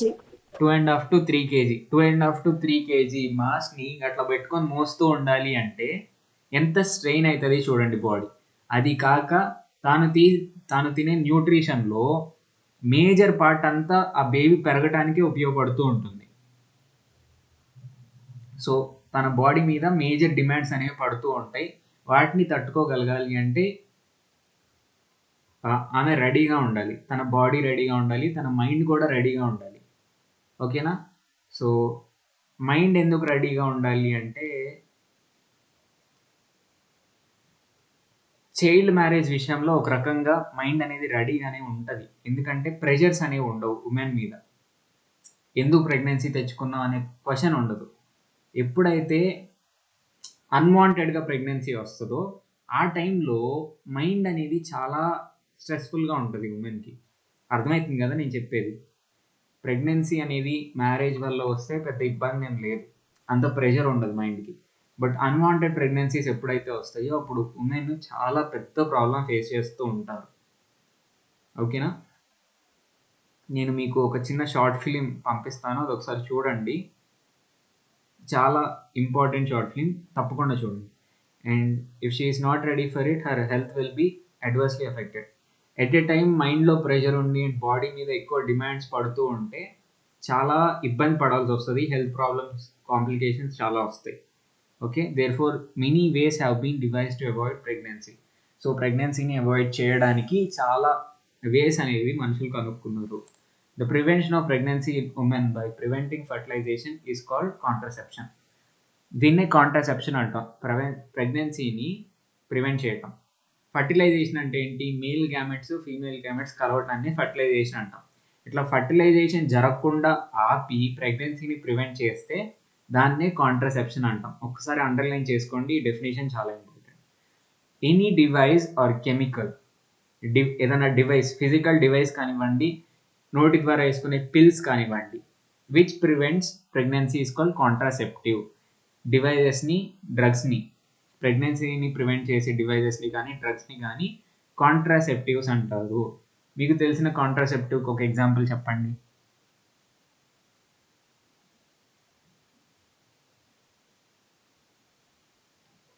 ఇందాకే మాట్లాడుకుందాం. కాండం. ఓకే, కాండం. The birth control methods can be of various types and can be used by any of the partners. ఈ బర్త్ కంట్రోల్ మెథడ్స్ అనేవి, కాంట్రాసెప్టివ్స్ అనేవి చాలా different things ఉంటాయి. ఇద్దరు పార్ట్నర్స్ దాన్ని యూస్ చేయొచ్చు. ఓకేనా? Physical devices such as condoms for men and women and diaphragm for women are used. మెన్కి కాండమ్స్ ఉంటాయి, ఉమెన్కి కాండమ్స్ ఉంటాయి. డయాఫ్రమ్ అనేది ఒకటి ఉంటుంది. డయాఫ్రమ్ ఏమో ఓన్లీ ఉమెన్కి, మెన్కి ఉండదు. ఓకేనా? ఇవి కూడా కాంట్రసెప్టివ్సే. ఇవి ఫిజికల్ డివైజెస్. ఓకేనా? This prevents reaching the sperms to over fertilization. ఇవి ఏం చేస్తాయి అంటే కాండమ్స్ కానీ డయాఫ్రమ్ కానీ ఏం చేస్తుంది అంటే ఈ స్పర్మ్ అనేది ఎగ్స్తో లేకపోతే ఓవంతో కలవటాన్ని ఆపేస్తాయి. ఓకేనా? The condom not only prevents fertilisation but also transmitting sexually transmitted diseases like gonorrhoea, syphilis and AIDS. Condom అనేది ఫర్టిలైజేషన్ని ప్రివెంట్ చేస్తుంది, దాంతోపాటు ఎస్టీడీస్ని కూడా ప్రివెంట్ చేస్తుంది. ఓకేనా? ఎస్టీడీస్ని ప్రివెంట్ చేస్తుంది, బట్ 100% ఎఫిషియంట్ కాదు. ఈ విషయం గుర్తుపెట్టుకోండి. ఇందాకే చెప్పా, చాలా యాక్సిడెంటల్ కేసెస్ ఉంటాయి. కొన్నిసార్లు అసలు ఊడిపోయిద్ది, కొన్నిసార్లు ఏమో రప్చర్ అయిపోయిద్ది. ఇవన్నీ కేసెస్లో ఎస్టీడీ కాంటాక్ట్ అయ్యే అవకాశం ఉంటుంది కాబట్టి ఇది 100% ఎఫిషియంట్ కాదు. ఈ విషయంలో చాలా కేర్ఫుల్గా ఉండాలి. No other method of contraception provides protection against sexually transmitted diseases. Only condom అనేది కాంట్రాసెప్టివ్, అంటే ఫర్టిలైజేషన్ జరగకుండా ఆపి ప్రెగ్నెన్సీ రాకుండా చూస్తుంది. కానీ కాండమ్ ఎస్టీడీస్ని కూడా ట్రాన్స్మిట్ అవ్వకుండా చూస్తుంది. కేవలం ఈ కాంట్రాసెప్టివ్ ఒక్కటే, అంటే కాండమ్ ఒక్కటే ఎస్టీడీస్ ట్రాన్స్మిట్ అవ్వకుండా చూస్తుంది. అంటే 2 ఫంక్షన్స్ ఉన్నాయి కాండమ్కి. ఏంటి అవి? టైం అయిపోతుంది. STDs ని ప్రివెంట్ చేసేది, ఫర్టిలైజేషన్ జరగకుండా చూసేది. సూపర్ అమ్మా. ఓకే, కాండమ్ చేసే 2 ఫంక్షన్స్ ఏంటి? ఎస్టీడీస్ని ట్రాన్స్మిట్ అవ్వకుండా చూస్తుంది అండ్ ప్రెగ్నెన్సీ రాకుండా చూస్తుంది. So it is a contraceptive and also a preventer of transmission of STDs. ఇంకా ఏ మెథడ్ ఆఫ్ కాంట్రాసెప్టివ్ కూడా ఇట్లా ఎస్టీడీస్ విషయంలో ప్రొటెక్షన్ ఇవ్వదు. Chemicals in the form of pills or induced either orally or inserting into female reproductive organ vagina. ఈ chemicals, for example pills అనేవి కొన్ని types of pills ఏమో ఓరల్గా తీసుకుంటాం, అంటే నోట్లో వేసుకొని వాటర్ తాగేస్తే తీసుకుంటాం కదా, ఓరల్గా తీసుకుంటాం. లేకపోతే కొన్ని పౌడర్ని కానీ కొన్ని పిల్స్ని కానీ వెజైనాలో అంటే ఫీమేల్ రిప్రొడక్టివ్ ఆర్గాన్లో పెట్టడం వల్ల కూడా ప్రెగ్నెన్సీ రాకుండా ఉంటుంది. కానీ మీరు ఒక విషయం గుర్తుపెట్టుకోండి, ఇవి హెల్త్ని చాలా ఇంపాక్ట్ చేస్తాయి. హెల్త్కి సేఫ్గా ఉండే కాంట్రాసెప్టివ్ పిల్స్ అనేవి ఇప్పటి వరకు లేవు. హెల్త్ని ఏదో విధంగా డ్యామేజ్ చేస్తాయి. ఈ విషయాన్ని కూడా ఒకసారి మైండ్లో పెట్టుకోండి. It contains hormones which stop the ovaries from releasing ovum into oviducts. ఈ పిల్స్లో ఏముంటుంది అంటే, ఇప్పుడు ఓవమ్ అనేది ఫాలోపియన్ ట్యూబ్యూల్స్లోకి వచ్చిన తర్వాతే కదా ఫర్టిలైజేషన్ జరిగిద్ది. కాబట్టి ఈ పిల్స్ ఏం చేస్తాయి, అసలు ఓవమ్ అనేది రిలీజ్ అవ్వకుండా చూస్తాయి, ఫాలోపియన్ ట్యూబ్యూల్స్లోకి రిలీజ్ అవ్వకుండా చూస్తాయి. ఓకేనా? అంటే హార్మోన్స్ మీద చాలా ఇంపాక్ట్ చూపిస్తాయి. చాలా జాగ్రత్తగా ఉండాలి వీటి విషయాలు. Nowadays pills for males are also available. These pills kill the sperms and hence are called spermicides. ఇదివరకు మ్యాక్సిమం ఫీమేల్స్కి మాత్రమే పిల్స్ ఉండేవి, బట్ ఈ మధ్య మేల్స్కి కూడా పిల్స్ వచ్చినాయి అంట. అవి స్పర్మ్స్ని చంపేస్తూ ఉంటాయి. ఓకేనా? వాటిని స్పర్మిసైడ్స్ అంటాం. ద యూజ్ ఆఫ్ ఇవి బర్త్ కంట్రోల్ మెథడ్స్ ఈజీగా ఎక్స్ప్లెయిన్ చేయొచ్చు. ఇదేమో copper tea. Okay, copper tea గురించి ఒక 2 minutes తర్వాత డిస్కస్ చేద్దాం. నెక్స్ట్ది వాసెక్టమీ, నెక్స్ట్ది ట్యూబెక్టమీ. వాసెక్టమీ ఏమో మనం మేల్స్ మీద పర్ఫామ్ చేస్తాం, ట్యూబెక్టమీ ఏమో ఫీమేల్స్ మీద పర్ఫామ్ చేస్తాం. దీని గురించి ఇంత చదవాల్సిన అవసరం లేదు, ఇక్కడే మీకు అర్థమైపోయింది. వాసెక్టమీ అంటే ఏం లేదు, స్పర్మ్ అనేది ప్రొడ్యూస్ అయిన స్పర్మ్ ఎట్లా వస్తుంది, ఈ ట్యూబ్ ద్వారా బయటకు వస్తుంది. వీళ్ళు ఏం చేస్తారు అంటే ఈ ట్యూబ్ని రెండింటిని కట్ చేయాలి. ఒకదాన్ని కట్ చేస్తే సరిపోదు, ఇక్కడ ఒకదాన్ని చూపించారు. 2 ట్యూబ్స్ని కట్ చేసి వాటిని మళ్ళీ దేంతో ఒక థ్రెడ్తో టై చేసేస్తారు, సర్జికల్ థ్రెడ్తో టై చేసేస్తారు. దీనివల్ల ఇంకా ఈ స్పర్మ్ అనేది ఇంకా బయటికి రాదు. స్పర్మే రాకపోతే ఇంకా ఫర్టిలైజేషన్ జరగదు కదా. సో ఇది కూడా ఒక బర్త్ కంట్రోల్ మెథడ్ లాగా వాడతారు. దీన్ని వాసెక్టమీ అంటారు. దీంట్లో వాస్ డిఫరెన్స్ని కట్ చేసేస్తారు. 2 వాస్ డిఫరెన్సెస్ని కట్ చేసి టై చేసేస్తారు. అర్థమవుతుందా? కానీ మరి అట్లా కట్ చేసేస్తే అవి చచ్చిపోతాయి కదా, టెస్టిస్ చచ్చిపోతాయి కదా అనుకుంటారు. అదేం కాదు. ఎందుకంటే ఇక్కడ చూడండి, బ్లడ్ వెజల్స్, ఒక బాడీ పార్ట్ బతకాలి అంటే బ్లడ్ కావాలి. సో ఇవి బ్లడ్ వెజల్స్ కాదు, ఇవి వాస్ డిఫరెన్స్. కేవలం స్పర్మ్ని ట్రాన్స్పోర్ట్ చేయడానికి ఉపయోగపడే వాస్ డిఫరెన్స్, అది మాత్రమే కట్ చేస్తున్నాం. ఈ బ్లడ్ వెజల్స్ ఏవైతే ఉన్నాయో అవి కంటిన్యూస్గా బ్లడ్ని అందిస్తూ ఉంటాయి టెస్టిస్కి. సో ఎక్కడికి పోదు, మంచిగానే ఉంటుంది. ఓకేనా? కాకపోతే వీటిని రివర్స్ చేయడం చాలా కష్టం. ఒకసారి ఈ ఆపరేషన్ చేయించుకున్నాక మళ్ళీ రివర్స్ చేయడం చాలా కష్టం. మళ్ళీ వీటిని జాయిన్ చేయాల్సి వచ్చింది. ఓకే. సో జనరల్గా ఏం చేస్తూ ఉంటారంటే, పిల్లలు పుట్టేసిన తర్వాత ఇది వాసెక్టమీ ఆపరేషన్ చేయించుకుంటారు. ఓకే. దీంట్లో కూడా జెండర్ డిస్క్రిమినేషన్ అనేది ఒకటి ఉంది. దాని గురించి కూడా మాట్లాడుకుందాం. ఇక్కడ ట్యూబెక్టమీ అంటే ఏంటి అంటే ఫీమేల్స్లో చేస్తారు. దీంట్లో ఏంటి అంటే ఫీమేల్లో ఏ ట్యూబ్స్ నుంచి వస్తున్నాయి? ఫాలోపియన్ ట్యూబ్స్ నుంచి ఓవ్యూల్స్ అనేవి ఇక్కడికి వస్తున్నాయి, ఫర్టిలైజేషన్ జరుగుతున్నాయి. వీళ్ళు ఏం చేస్తారంటే కట్ చేసేసి ఇట్లా అన్న టై చేస్తారు, లేకపోతే ఇట్లా అన్న టై చేస్తారు. అర్థమైందా? ఒక ప్రాసెస్ ఏమో, ఈ రెండు ఏమో ఒక ప్రాసెస్, ఇదేమో ఒక ప్రాసెస్. ఇట్లా కట్ చేసి ఈ కట్ చేసిన పార్ట్స్ని టై చేయటం వల్ల ఇంకా ఎగ్ అనేది ఇట్లా రాదు కదా, ఫర్టిలైజేషన్ జరగకుండా ఉంటుంది, ప్రెగ్నెన్సీ రాకుండా ఉంటుంది. నెక్స్ట్ ఇది అసలు కట్ చేయకుండా ఇట్లా చుట్టేసి ఒక బ్యాండ్ అనేది వేసేస్తారు. మీకు అర్థం అవుతుందా? కన్ఫ్యూజింగ్గా ఉందా? అర్థమవుతుంది కదా. సో ఇట్లా 2 వేస్లో ఇట్లా కట్ చేసి ఇట్లా టై చేయొచ్చు, లేకపోతే అసలు కట్ చేయకుండా ఇట్లా చుట్టూ టై చేసేస్తారు. దీనివల్ల ఎగ్ అనేది ఇటు నుంచి ఇటు రాదు, ఇటు నుంచి ఇటు వస్తేనే కదా ఫర్టిలైజేషన్ జరిగేది. ఇటు నుంచి ఇటు రాదు. సో ఫర్టిలైజేషన్ అనేది జరగకుండా ఉంటుంది, ప్రెగ్నెన్సీ రాకుండా ఉంటుంది. ఇది ఫీమేల్స్ మీద పర్ఫామ్ చేస్తారు. ఇది కూడా పిల్లలు పుట్టినాక చేయించుకుంటారు అందరూ. మీరు అనుకుంటూ ఉంటారు కదా, సెకండ్ బేబీ పుట్టగానే అదేంటి ఏదో ఆపరేషన్ చేశారు అని. అదే ఇది ట్యూబెక్టమీ. చిన్న ఆపరేషన్, పెద్ద ఆపరేషన్ అంటూ ఉంటారు దీన్ని, నాకు అంత క్లారిటీ లేదు. ఏదో ఆపరేషన్ అంటారు. అదే ఇది జనరల్గా ఫీమేల్స్ పర్ఫామ్ చేస్తారు, ఫీమేల్స్కి మాత్రమే చేస్తారు. నేను ఒకసారి అడిగాను పెద్దవాళ్ళని, ఏమన్నారు, ఇదన్నా మేల్స్కి చేయొచ్చు కదా, ఫీమేల్కి ఎందుకు చేస్తారు అంటే, ఎట్లానో డెలివరీ చేసినప్పుడు హాస్పిటల్లోనే ఉంటారు కదా ఫీమేల్స్, డెలివరీ అయిపోయిన వెంటనే ఇంకా ఆమెకే చేసేస్తారు అన్నారు పెద్దవాళ్ళు. ఎందుకు, అసలే ఆమె పెయిన్లో ఉండిద్ది కదా, డెలివరీ పెయిన్లో, అప్పుడే మళ్ళీ ఆపరేషన్ చేయటం ఎందుకు, మేల్కే చేయొచ్చు కదా అంటే, లేదు లేడీస్కే చేస్తారు అన్నారు. సో ఈ విషయంలో కూడా కొంత లెవెల్ ఆఫ్ జెండర్ డిస్క్రిమినేషన్ ఉంది. అదొకసారి ఆలోచించండి. ఇద్దరు ఈక్వల్ అయినప్పుడు ఎవరికి చేస్తే ఏంటి? ఇది చాలా చిన్న విషయం, బట్ ఒకసారి ఆలోచించండి. నెక్స్ట్ది, ఇవి 2 బాడీ పార్ట్స్ని కట్ చేయటం ఇన్వాల్వ్ అయ్యి ఉంది. ఇర్రివర్సబుల్. యాక్చువల్గా చెప్పాలంటే రివర్సబులే, బట్ రివర్స్ చేయటం, ఈ ప్రాసెస్ని ఒకసారి కట్ చేసేసిన తర్వాత బ్యాండ్ చేసినాక రివర్స్ చేయటం చాలా కష్టం. పెద్ద ఆపరేషన్ అనేది పర్ఫామ్ చేయాల్సి ఉంటుంది. బట్ ఇట్లా రివర్సబుల్ అయిన, ఇట్లా కాకుండా ఈజీగా రివర్సబుల్ థింగ్ ఒకటి ఉంది. అదేంటి అంటే కాపర్ టీ. కాపర్ టీ అనేది తీసుకెళ్ళి ఈ యూటరస్లో పెడతారు. ఇది కనిపిస్తుంది కదా మీకు, ఈ కాపర్ టీని డైరెక్ట్గా తీసుకెళ్ళి టీ షేప్లో ఇక్కడ పెడతారు. దానివల్ల స్పర్మ్ని అది చంపేస్తుంది ఒక రకంగా. Different types of copper tea ఉంటాయి, దీని డీటెయిల్ మీకు చెప్పాల్సిన అవసరం లేదు.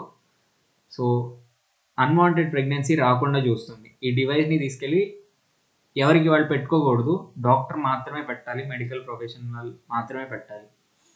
ఇట్లా పెడితే ప్రెగ్నెన్సీ అనేది ప్రివెంట్ అవుతుంది, ఫర్టిలైజేషన్ జరగకుండా చూస్తుంది. నెక్స్ట్ది, ఇది రివర్సబుల్. అంటే ఎప్పుడైతే పిల్లలు కావాలనుకుంటారో అప్పుడు డాక్టర్ దగ్గరికి వెళ్ళి ఇది రిమూవ్ చేయించుకుంటే ఇంకా ఏ ప్రాబ్లం లేకుండా వెంటనే పిల్లలు పుట్టే అవకాశం ఉంది. వీటిలో అయితే ఆ ఛాన్స్ లేదు. అర్థమవుతుంది కదా మీకు? అర్థమవుతుంది. వాసెక్టమీ, ట్యూబెక్టమీలో మాత్రం ఆ ఛాన్స్ లేదు. చాలా పెద్ద ఆపరేషన్ పర్ఫామ్ చేసిన తర్వాతే అది రివర్స్ చేసే అవకాశం ఉంది. సో ఇవి ఈ ఏంటిది బర్త్ కంట్రోల్ మెథడ్స్. నెక్స్ట్ది fighting against social ills. Social ఇల్స్కి అగెయిన్స్ట్గా మనం ఫైట్ చేయాలి. ఆ సోషల్ ఇల్స్ ఏంటో చూడండి. ఫస్ట్ది టీనేజ్ మదర్హుడ్. చాలా తక్కువ వయసులోనే ఫీమేల్ ప్రెగ్నెంట్ అవ్వటం అనేది చాలా దారుణమైన విషయం. నిన్నే మాట్లాడుకున్నాం మనం దీని గురించి. చెప్పేది అంత సివియర్గా లేకపోయినా ఆ మదర్, టీనేజ్ మదర్ ఫేస్ చేసే ప్రాబ్లం మాత్రం చాలా భయంకరంగా ఉంటుంది. So we have studied how complicated the process of reproduction is. మనం ఇప్పుడు చూసాం రిప్రొడక్షన్ యొక్క ప్రాసెస్ ఎంత కాంప్లికేటెడ్ అనేది. Child birth is even more complicated. Child birth అనేది ఇంకా చాలా కాంప్లికేటెడ్గా ఉంటుంది. జస్ట్ ఏదో సెక్షువల్ యాక్టివిటీ జరగటం, ఫర్టిలైజేషన్ జరగటం, ప్రెగ్నెన్సీ రావటం అంతేకాదు. ఆ ఎంబ్రియో అనేది డెవలప్ అవటం, న్యూట్రిషన్ అంతా పొందటం, ఫైనల్గా లైవ్ బర్త్ రావటం, అంటే బేబీ అనేది హెల్దీగా అండ్ బతికి ఉండి బయటికి రావటం అనేది చాలా అద్భుతం. యాక్చువల్గా చాలా కేసెస్లో బేబీ చనిపోతూ ఉంటుంది, మదర్కి ప్రాబ్లం వస్తూ ఉంటుంది, బేబీ ఏదో ఒక డిఫార్మేషన్తో ఫామ్ అవుతుంది. ఓకేనా? సో చాలా కాంప్లికేటెడ్ చైల్డ్ బర్త్ అనేది. Understanding it and getting prepared for it needs maturity and maturity of mind and body. So దీన్ని అర్థం చేసుకోవడం, అసలు చైల్డ్ బర్త్ అనేది అర్థం. మీకు ఎవరికన్నా చైల్డ్ బర్త్ అంటే భయంగా ఉందా? మామూలుగా టీనేజ్ పిల్లల మెంటల్ స్టేట్ చూపిస్తాను అందరికి. ఉన్నారు కదా, అమ్మాయిలు ఉన్నారు కదా, మీకు ప్రెగ్నెన్సీ అంటే డెలివరీ గురించి భయం ఉందా లేదా? మీరు ఇమాజిన్ చేసుకునే ఉంటారు కదా, డెలివరీ గురించి భయం ఉందా లేదా? ఏంటి ఎవరు ఆన్సర్ చేయరు? మీ ఫీలింగ్ ఏంటి డెలివరీ గురించి? ఫాస్ట్గా చెప్పండి, టైం లేదు, ఇంకా 10 minutesలో అయిపోగొట్టాలి. ఉండింది. ఈ లెసన్ తర్వాతే చాలా భయం ఉంది. ఏంటమ్మా? ఈ లెసన్ తెలుసుకున్నాక ఇంకా భయంగా ఉంది సార్. ఓకే, లెసన్ తెలియకపోయినా మనం సినిమాల్లో చూసి వాళ్ళు వీళ్ళు చెప్పుకొని కూడా యాక్చువల్గా ఈ స్టేట్లో ఈ ఏజ్లో పిల్లలకి చాలా భయం ఉంటుంది. ఈ ఏజ్కి మీరు 15 years ఉండి ఉంటారు, అదేంటో అని Yes, భయం sir. ఉంటుంది. కానీ ఎప్పుడైనా మీ ఇంట్లో వాళ్ళని ఒకసారి ఈ ఎక్స్పెరిమెంట్ ఒకసారి చేయండి. ఏదో చెప్పుకోవటం కాదు, మీకు తెలియాలి విషయం అనేది. మీరు ఒక 25 years అమ్మాయిని కానీ, అంటే కాలేజ్ అమ్మాయిని కాదు, 25 years 30 years వాళ్ళని అడగండి ఒకసారి. వాళ్ళు ఆల్రెడీ డెలివరీ చేయకపోయినా కూడా ఒకసారి వాళ్ళని అడగండి. వాళ్ళ ఏజ్కి వచ్చేటప్పటికి వాళ్ళకి ఏం ఫీలింగ్ వచ్చిందో తెలుసా? మనం ప్రతి ఒక్కళ్ళం డెలివరీ అయితేనే పుట్టాం కదా, మన మదర్స్ అందరు బాగానే ఉన్నారు కదా, సో ప్రాబ్లమే ఉండదు, ఈజీనే, అదొక పెద్ద విషయం కాదు అని భయం అనేది పోతుంది మైండ్లో. అది కూడా చాలా స్ట్రెస్ని తగ్గిస్తుంది. అదే ఒక టీనేజ్ పిల్లకి ప్రెగ్నెన్సీ వస్తే చూసారు కదా, మీ మెంటల్ సిచ్యువేషన్ చాలా టెన్స్డ్గా ఉంటుంది. మీకు చాలా విషయాలు ఏమీ అర్థం అవుతూ ఉండవు, ఇప్పటికే చాలా ఇబ్బంది పడతారు. ఓకేనా? ఆ మెంటల్ స్టేట్ అనేది అన్స్టేబుల్గా ఉంటుంది. అసలు ఏమేం జాగ్రత్తలు తీసుకోవాలి ఏం తెలియదు, అండ్ డెలివరీ గురించి చాలా భయం ఉంటుంది. మీకు ఇప్పుడే కనిపించింది, మన వాళ్ళే ఉన్నారు, వాళ్ళ స్టేట్ ఏంటో అర్థమవుతుంది కదా. ఇది విన్న తర్వాత ఇంకా భయం ఎక్కువైందంట. సో యాక్చువల్గా నేను చెప్పేది ఏంటి అంటే అదేం కాదు, బాగానే ఉంటుంది. కాకపోతే టీనేజ్లో ఈ ప్రెషర్స్ అనేవి ఉంటాయి. కొంత ఏజ్ వచ్చిన తర్వాత ఇదంత పెద్ద విషయం కాదు, మన బాడీ అంతా రెడీగా ఉంది, డెలివరీ ఈజీగానే జరుగుతుంది, ప్రాబ్లమ్స్ ఏమీ రావు అనే ఒక కాన్ఫిడెన్స్ అనేది పెరుగుతుంది. ఆ కాన్ఫిడెన్స్ వచ్చినాక ప్రెగ్నెంట్ అయితే ఆ ప్రశాంతత వేరు. ఐ మీన్ అప్పుడు చూసుకునే సిచ్యువేషన్ వేరు. అట్లా కాకుండా టీనేజ్లో ప్రెగ్నెన్సీ వచ్చి అమ్మో టీనేజ్లోనే ప్రెగ్నెన్సీ తెచ్చుకున్నాను, అసలు బాడీ సహకరిస్తుందో లేదో, బేబీ సరిగ్గా వస్తుందో లేదో, ఈ ప్రెషర్ అంతా వేరే ఉంటుంది.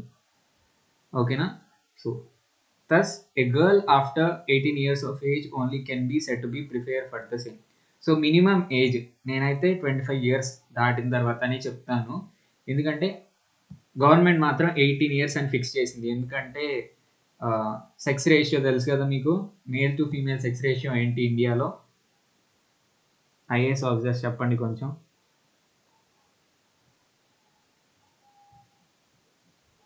ఎవరికి తెలీదా? నాకు కూడా తెలీదు. సెక్స్ రేషియో అంటే ఉన్న మేల్స్కి ఫీమేల్స్ చాలా తక్కువ మంది ఉన్నారు అన్న విషయం అందరికీ తెలిసింది. కాబట్టి మేల్స్ మ్యారేజ్ ఏజ్ అనేది ఫీమేల్స్ యొక్క మ్యారేజ్ ఏజ్ కంటే తక్కువ పెడతారు. కారణం అర్థమైంది కదా? ఇద్దరికి 21 ఇయర్స్ పెట్టొచ్చు కదా, ఫీమేల్కి 18 ఎందుకు పెట్టారు, మేల్కి 21 ఎందుకు పెట్టారు అంటే మేల్ని 21 దాకా అలౌ చేయట్లేదు వాళ్ళు. యాక్చువల్గా 18 ఇయర్స్కి మేల్ కూడా అడల్టే, కానీ 21 దాకా ఎందుకు అలౌ చేయట్లేదు అంటే సెక్స్ రేషియో తక్కువ ఉంది కాబట్టి. ఎక్కువ మంది మేల్స్ ఉన్నారు, తక్కువ మంది ఫీమేల్స్ ఉన్నారు. అందుకని మేల్ కొంచెం ఏజ్ పెరిగిన తర్వాత చేసుకుంటే 21 ఇయర్స్ మేల్స్కి ఎక్కువ మంది 18 ఇయర్స్ వాళ్ళు ఉంటారు కదా. అర్థమవుతుందా చెప్పేది? ఎక్కువ మంది ఫీమేల్స్ ఉండేటట్టు చూస్తారు. అందుకని ఫీమేల్కి ఏమో 18 ఇయర్స్ పెడతారు, మేల్కి ఏమో 21 ఇయర్స్ మ్యారేజ్ ఏజ్ అనేది ఫిక్స్ చేశారు గవర్నమెంట్ వాళ్ళు. Most of the times this age is also dangerous to the girl. So వీళ్ళే చెప్తున్నారు 18 ఇయర్స్ ఏజ్ కూడా డేంజరస్సే. 25 తర్వాతే ఆలోచించాలి ఏ విషయమైనా. సో 18 ఇయర్స్ కూడా డేంజరస్సే. According to the department of family welfare 21% of teenage mothers die during delivery. ఇది ఎంత డేంజరస్ విషయం ఒకసారి ఆలోచించండి. 100 మందిలో 21 పీపుల్ డెలివరీ టైంలో చనిపోతున్నారంట. అందరూ కాదు, టీనేజ్ మదర్స్. టీనేజ్ ఎంతవరకు ఉంటుంది? టీనేజ్ అంటే ఎంతవరకు చెప్పండి ఒకసారి? 13 to 19. 13 to 19 teenage. 21% of teenage mothers delivery టైంలో చనిపోతున్నారంట. అంటే 100 మందిలో 21 మెంబర్స్ చనిపోవటం అంటే అది మామూలు విషయం కాదు, చాలా డేంజరస్ థింగ్ అది. అదే ఒకసారి అర్థం చేసుకోండి. So girls below 18 years of age should not be married. కాబట్టి ఈ కారణాల వల్లే 18 ఇయర్స్ లోపు ఆడపిల్లలకి అసలు పెళ్లి చేయకూడదు. నెక్స్ట్ది స్టాప్ ఫీమేల్ ఫియోటిసైడ్. అంటే ఏంటి అంటే ఇదివరకు ఇది ఒక దారుణమైన విషయం ఒకటి ఉండేది కదా సొసైటీలో. అదేదో అల్ట్రాసౌండ్ స్కాన్ తీపించుకునే వాళ్ళు 3 monthsకో 4 monthsకో. ఇంకా బేబీ ఆడపిల్ల అని తెలిస్తే వామ్మో ఆడపిల్లని ఆడ పెంచుతా అని చెప్పేసి అబార్షన్ చేయించేవాళ్ళు. ఇట్లా ఆడపిల్లని అబార్షన్ చేయించడమే ఫీమేల్ ఫియోటిసైడ్. సో ఆ ఫీమేల్ ఫియోటిసైడ్ని ఆపాలి అని చెప్పేసి చెప్తున్నారు. Who knows, today's girl child may become a great scientist, a famous doctor, a top-class engineer, a dedicated administrative officer, a world-renowned economist, a wonderful teacher, or an unmatched world leader of tomorrow. So, stop female feticide, save the girl child. ఒక్కసారి ఏదో పెద్ద dialogue లాగా ఉంది అనుకోకుండా ఒకసారి ఆలోచించండి. ఇప్పుడు కడుపులో ఉన్న పిల్ల కానీ పిల్లోడు కానీ ఎవరైనా కానివ్వండి, రేపొద్దున ప్రపంచంలోకి వస్తే ఒక గ్రేట్ సైంటిస్ట్ అవ్వచ్చు. సైన్స్ యొక్క గొప్పతనం ఏంటో చూడండి. ఇదివరకు ఇంత పాసిబిలిటీ ఉందా? నా టైంలో నేను ఎన్ని కష్టాలు పడి ప్రతి విషయం ఎట్లా చదువుకున్నానో నాకు తెలుసు. బట్ మీకు అవసరం లేదు. జస్ట్ ఇట్లా కూర్చుంటున్నారు, ఆన్లైన్లో క్లాస్ వినే సౌకర్యం ఉంది. ఇదంతా దేని యొక్క గొప్పతనం? సైన్స్ యొక్క గొప్పతనం. సో అట్లాంటి ఒక కొత్త విషయాన్ని, కొత్తదాన్ని కనిపెట్టే ఒక సైంటిస్ట్ అయి ఉండొచ్చు ఆ బిడ్డ. లేకపోతే ఒక ఫేమస్ డాక్టర్ అయ్యి ఎంతోమంది ప్రాణాలు కాపాడేవాడు అయి ఉండొచ్చు. లేకపోతే ఒక top class engineer. Bridges, technology ఇవన్నీ మన లైఫ్లో మనకి ఎంత హెల్ప్ చేస్తున్నాయో మనం పట్టించుకోవట్లేదు. బట్ వాటి హెల్ప్ అంత ఉంది. అవి లేకపోతే మనం లేవన్నట్టు. ఇప్పుడు మనం నెట్వర్క్ స్పీడ్ అనుకోండి, నెట్వర్క్ స్పీడ్ చూడండి. అంటే వైఫై స్పీడ్, ఇంటర్నెట్ స్పీడ్ కనుక తక్కువ ఉంటే మనకి ఈ క్లాస్ అనేది ఇంపాసిబుల్. బట్ నెట్వర్క్ స్పీడ్ ఉంది, ఏదో ఒక ఇంజనీర్ దాన్ని పక్కాగా ప్లాన్ చేసి నెట్వర్క్ స్పీడ్ మెయింటైన్ అయ్యేటట్టు చూశాడు. కాబట్టి మనకి ఈ లైఫ్ అనేది నడుస్తుంది, నాకు లైఫ్ అనేది నడుస్తుంది. సో అట్లానే వాళ్ళు ఏదో ఒక గొప్ప పీపుల్ అయి ఉండొచ్చు. ఇప్పుడు ఎంబ్రియో లాగా కడుపులో బిడ్డలాగా ఉన్న వాళ్ళు ఫ్యూచర్లో ఎంతో గొప్ప పీపుల్ అయ్యే అవకాశం ఉంది. IAS officers, dedicated and ప్యాట్రియోటిక్ sincere IAS officers మనకు కరువయ్యారు. అట్లాంటి ఒక సిన్సియర్ ఐఏఎస్ ఆఫీసర్ అయి ఉండొచ్చు. లేకపోతే ప్రపంచ ఎకనామీని శాసించే ఒక లీడర్ అయి ఉండొచ్చు, ఎకనామిస్ట్ అయి ఉండొచ్చు. లేకపోతే ఒక గొప్ప టీచర్, ఎంతోమంది లైఫ్స్ని మౌల్డ్ చేసే ఒక గొప్ప టీచర్ అయి ఉండొచ్చు. ఒక పెద్ద లీడర్ అయి ఉండొచ్చు ప్రపంచంలో. మహాత్మా గాంధీ అంటే ఒక ముద్ర, హిస్టరీలో ఒక ముద్ర, అట్లాంటి ఒక పర్సన్ అయి ఉండొచ్చు. సో రాబోయే బేబీ ఎట్లాంటి వాళ్ళో మనం చెప్పలేం. ఓకేనా? ప్రపంచానికి ఇంత మంచి చేయొచ్చు, అట్లాంటి వాళ్ళని చంపేయటం అస్సలు ఎంతో పెద్ద సిన్. ఓకేనా? ఎంతో పెద్ద పాపం. గర్ల్ చైల్డ్ కానివ్వండి, మేల్ చైల్డ్ కానివ్వండి, బాయ్ కానివ్వండి, ఇట్లా చంపేయటం అనేది కరెక్ట్ కాదు. ఎంతవరకు అంటే అసలు ఎంబ్రియో ఫామ్ అవ్వకుండా చూసుకునేంత వరకు మీ రెస్పాన్సిబిలిటీ. చూసుకోండి. ప్రెగ్నెన్సీ వస్తే మాత్రం ఇట్లా అబార్షన్, ఫియోటిసైడ్ అనేది చేయమాకండి. ఓకేనా? ఏదైనా కాంప్లికేషన్స్ వస్తే, మదర్ హెల్త్కి ప్రాబ్లము లేకపోతే చైల్డ్ హెల్త్కి ప్రాబ్లం అనుకునే సిచ్యువేషన్స్లో డాక్టరే అబార్షన్ని రికమెండ్ చేస్తే, ఫియోటిసైడ్ని రికమెండ్ చేస్తే అది చేయించుకోవడం కరెక్టే. బట్ మన పర్సనల్ బెనిఫిట్స్ కోసం, మన పర్సనల్ విషయాల కోసం బేబీకి హార్మ్ చేయడం అనేది కరెక్ట్ కాదు. మీరు ఒకసారి ఆలోచించండి. Due to reckless female foeticide, the male and female sex ratio is declining at an alarming rate in some sections of the society. So రెక్లెస్గా, విపరీతంగా మొన్న మధ్య నుంచి ఈ ఫీమేల్ ఫియోటిసైడ్ని ఆపేశారు, ఇల్లీగల్ చేసేసారు. ఎవరన్నా ఒక డాక్టర్ అల్ట్రాసౌండ్ స్కాన్ తీసి చెప్పాడు అనుకోండి ఫీమేలా మేలా అని, మంచిగా అరెస్ట్ చేసి లైఫ్ లాంగ్ ఇంకా జైల్లో వేసే అవకాశం ఉంది. ఓకేనా? సో ఇప్పుడు తగ్గిపోయినాయి, ఇప్పుడు కూడా నడుస్తూ ఉండొచ్చు అండర్ గ్రౌండ్లో, బట్ ఇప్పుడు చాలా తగ్గిపోయినాయి. బట్ ఇదివరకు విపరీతంగా ఉండేది ఈ ఫీమేల్ ఫియోటిసైడ్ అని. సో దానివల్ల male to female sex ratio అనేది చాలా తక్కువగా ఉండేది. అంటే 1000 మేల్స్కి చాలా తక్కువ మంది ఫీమేల్స్ ఉండేవాళ్ళు. మరి ఎవరిని పెళ్లి చేసుకోవాలి? మ్యారేజ్ అనేది మన సొసైటీలో one of the most important thing. ఓకేనా? సో సెక్స్ రేషియో అనేది బాగా డిక్లైన్ అయిపోతూ ఉండేది. Our government has already enacted laws to ban on determination of sex of fetus.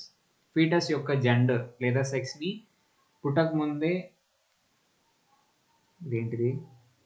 Determine చేయటాన్ని ఆపేశారు.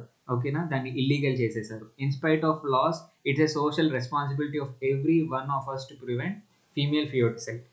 లాస్ ఉంటాయి, లాస్ని ఫాలో అవ్వని వాళ్ళు కూడా ఉంటారు. సో ఎడ్యుకేటెడ్ పీపుల్ లాగా అది మన రెస్పాన్సిబిలిటీ. లాస్ ఉన్నా లేకపోయినా మనం చదువుకున్నాం కాబట్టి ఆ బేబీ ఎవరైనా కావచ్చు, ఫ్యూచర్లో ఒక వరల్డ్లో ఒక మిరాకిల్ కావచ్చు. కాబట్టి ఈ ఫీమేల్ ఫియోటిసైడ్ని, ఫైనల్గా అసలు అబార్షన్స్ని ప్రివెంట్ చేయాలి మనం. Okay? Do you think you have moral right to kill a foetus? దీనికి ఆన్సర్ చేయండి. మీకు మోరల్గా మనసు పెట్టి ఆలోచిస్తే ఫామ్ అయిన బేబీని, ఫర్టిలైజ్ చేసిన తర్వాత ఫామ్ అయిన ఫీటస్ అని ఎప్పుడు అంటాం చెప్పండి? ఎంబ్రియోని ఫీటస్ అని ఎప్పుడు అంటాం? 3rd month నుంచి. సో 3 monthsకి ఫీటస్ అంటాం. ఫీటస్ని చంపేసే రైట్ ఉందా మనకి? లేదు సార్. మనం ఒక ప్రాణం, మనల్ని చంపేసే రైట్ ఎవరికన్నా ఉందా? లేదు. మనల్ని చంపేసే రైట్ లేనప్పుడు ఆ పిల్లవాడిని చంపేసే రైట్ మనకు కూడా లేదు. బేబీని ఫీటస్ని చంపేసే రైట్ మనకు కూడా లేదు. చాలా జాగ్రత్తగా గుర్తుపెట్టుకోండి ఈ విషయాన్ని. Why doctors are prohibited to do sex determination through ultrasound scanning for pregnant women? దీనికి ఆన్సర్ చేయండి.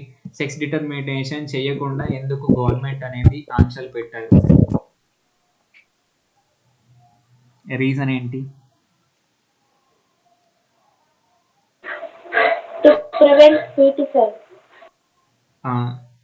ఫీమేల్ ఫీటిసైడ్ని ప్రివెంట్ చేయడానికి. ఫీమేల్ ఫీటిసైడ్ని ఎందుకు ప్రివెంట్ చేయాలి?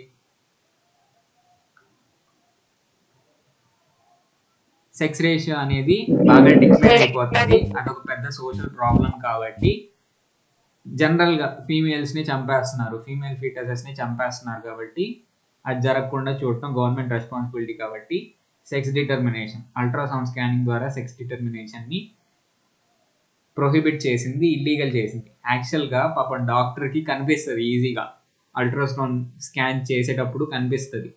బట్ మనకి ఫొటోస్ తీసి ఇచ్చేటప్పుడు మాత్రం పార్ట్స్, రిప్రొడక్టివ్ పార్ట్స్ కనిపించకుండా చేసి ఫోటో తీస్తారు. ఓకేనా? We know that if health is lost, everything is lost. So మనం చెప్పుకున్నాం ఎయిడ్స్ విషయంలో ఇమ్యూనిటీ సిస్టమ్ అంతా దెబ్బతినిపోయి పద్దాకలు ఏదో ఒక ప్రాబ్లం వస్తూ ఉంటుంది. సో అట్లా దారుణంగా ఉంటుంది లైఫ్. హెల్త్ లేని లైఫ్ ఎంత నరకంలాగా ఉంటుంది.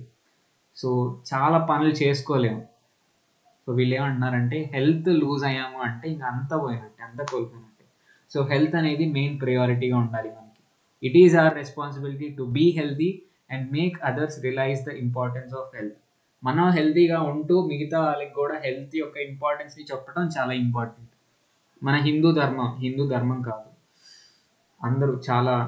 అందరూ ఉన్నారు కాబట్టి ఏ రిలీజియన్ అయినా కూడా మంచి విషయాలు చెప్తే మనం తీసుకోవాలి. సో హిందూ అనేది ఎప్పుడు కూడా రిలీజియన్ లాగా ట్రీట్ చేయరు మ్యాక్సిమం. అది ఒక వే ఆఫ్ లైఫ్ అని చెప్పేసి ట్రీట్ చేస్తారు. ఆ హిందూ వే ఆఫ్ లైఫ్లో ఏం చెప్తారు అంటే ఈ శరీరం అనేది మంచి పనులు చేయడానికి ఒక పరికరం, ఓకేనా? ఆ పరికరాన్ని కాపాడుకుంటేనే ఇప్పుడు హిందూ వే ఆఫ్ లైఫ్లో చేయాల్సిన విషయం చేయటం అనేది ధర్మం అంటారు. నువ్వు చదువుకోవాలనుకోండి, చదువుకోవడం నీ ధర్మం. మీ టీచర్ని రెస్పెక్ట్ చేయటం, పేరెంట్స్ని రెస్పెక్ట్ చేయటం నీ ధర్మం. సో ధర్మవర్తనలో ఉంటేనే మీ లైఫ్ బాగుంటుంది, ఆఫ్టర్ లైఫ్ కూడా బాగుంటుంది అని చెప్తారు, ఓకేనా? సో కానీ ధర్మాన్ని మనం అనుసరించాలి అంటే ముందు బాడీ అనే ఒక ఇన్స్ట్రుమెంట్ ద్వారానే మనం పనులు చేయగలుగుతాం, నలుగురికి హెల్ప్ చేయగలుగుతాం, ఓకేనా? సో ముందు ఈ బాడీని కాపాడుకోండి అని చెప్పేసి చెప్తారు. So sound mind in a sound body. మంచి బాడీ ఉందనుకోండి, మంచి బాడీ అంటే హెల్దీ బాడీ ఉంటే హెల్దీ మైండ్ ఉంటుంది, మన ఆలోచనలు అన్నీ కరెక్ట్గా ఉంటాయి, షార్ప్గా ఉంటాయి, అండ్ చదువు కూడా బాగా ఎక్కుతుంది స్టూడెంట్ పాయింట్ ఆఫ్ వ్యూలో.